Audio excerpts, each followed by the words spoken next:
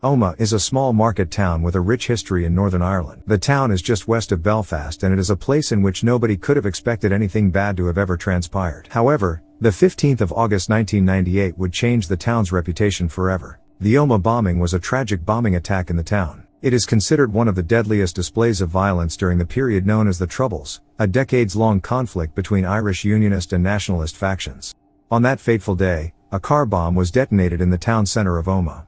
The bomb, which was concealed in a parked vehicle, contained approximately 500 pounds, 230 kilograms, of explosives. It would later be revealed that the attackers had telephoned a bomb warning to a local television station in the days leading up to the bombing. However, 3 deceptive bomb warning stories had caused intentional confusion. On a busy day in August, the assessment of the car bomb location would prove catastrophic because police directed people out of the market town and into the pathway of the bomb. Because of this decision, the car bomb exploded in a crowded area filled with shoppers, causing widespread carnage and devastation. The blast killed 29 people, including 2 unborn twins, and injured over 200 others. Many of the victims were women and children, many of which had been shopping for back-to-school supplies. The scale of the attack and the loss of innocent lives shocked people both in Northern Ireland and around the world. 72 hours following the catastrophe, and the entire bomb plan was attributed to the Real Irish Republican Army. The Real IRA is a dissident Republican paramilitary group that opposed the peace process in Northern Ireland and sought to derail the Good Friday Agreement, a peace agreement signed earlier that same year. The Real IRA rejected the agreement's provisions for power sharing and the decommissioning of weapons. This was still an ongoing war which was bound to involve civilian deaths. In the days following the bombing, some people celebrated but most people were disgusted. The bombing had sparked widespread condemnation, both within Northern Ireland and on a global scale. It led to an outpouring of grief, fear and a strong public demand for justice. The Omagh bombing marked a turning point in public opinion, where support for peace significantly increased in the aftermath.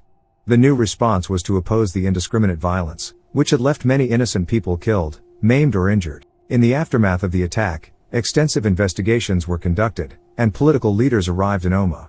Political leaders claimed that justice would soon be done and victims and their family members felt satisfied. Police were fully aware of what group was behind the bombing and understood the motivations of the group.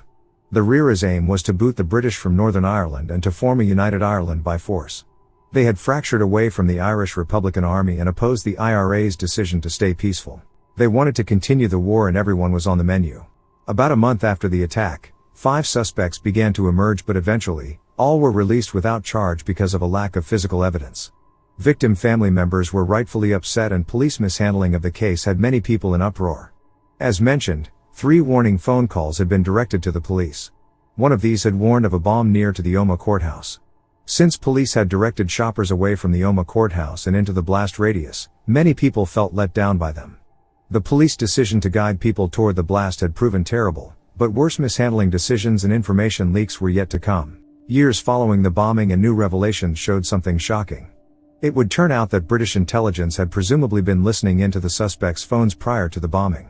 There is speculation that they were fully aware of the Omagh bombing plan but hadn't intervened. It has even been said that they were listening into conversations on the day of the bombing and nothing had been shared with Northern Ireland. Even worse still, the Omagh bombing showcased the lack of communication between police forces on each side of the Irish border. Through cell phone records, police knew that the suspects had crossed the Irish border with the car bomb. The case involved 2 police jurisdictions but having to work together was proving a challenge because the 2 police forces weren't really talking. There was always going to be a mistrust between the forces. This is understandable given the war that was taking place. It goes to show you the problem that the war had caused. Around the same time that these startling revelations were coming out, family members of victims began filing civil lawsuits against 5 suspects in the Omagh bombing case. In 2002, a politician and builder by the name of Colm Murphy was charged with conspiracy in the case and eventually received a 14-year sentence. However, the case against him fell apart and after spending 3 years in prison, he was released and his case was dismissed because of a lack of reliable evidence. Similarly, in 2006, another suspect was charged, this time with the murder of the 29 victims. His DNA was actually found on the bomb but he was found not guilty in 2007. To this day, nobody has been convicted for the Omagh bombing attack. As time goes on, it is unlikely that those responsible will be convicted and sent to prison. Despite the unlikelihood of prison time for those responsible for this act of terrorism, families of the Omagh bombing victims sued 4 of the original 5 suspects. These suspects were found guilty for the bombing, and although they didn't serve any prison time, they were sued for damages. The 4 suspects had £1.6 million seized from their assets.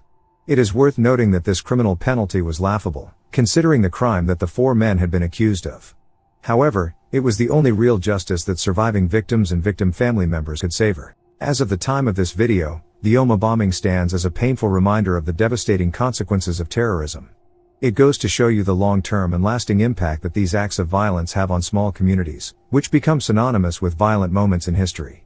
The Omagh bombing underlined the urgent need for peace and reconciliation in Northern Ireland and spurred renewed efforts to resolve the conflict and build a more peaceful society. However, it also underlined the failures and lack of communication between Irish and Northern Irish police. It showed that British intelligence has its own agenda and isn't willing to help out when it comes to saving innocent lives in Northern Ireland. Regardless of who is to be held responsible, it appears as though everyone partly holds some blame for the tragedy that took the lives of 29 people and injured over 200 others, on a nice summer's day.